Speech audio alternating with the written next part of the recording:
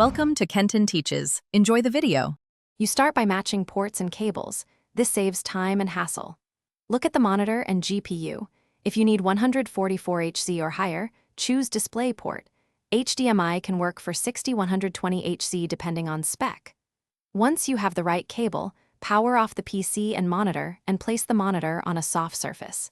Make sure to remove any protective film and keep screws and the manual nearby. These small checks prevent damage and speed the build process. Now you mount and connect. Attach the stand or VESA plate according to the manual and tighten screws evenly so the screen is stable.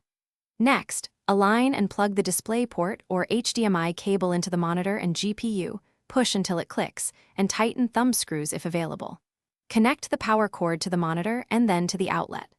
Once done, route cables behind the desk to avoid kinks and make sure nothing pulls on the ports. Neat cabling reduces stress and improves airflow. You finish by powering the monitor first, then the PC, and selecting the right input in the on-screen display. In your operating system, set the native resolution and choose the highest stable refresh rate.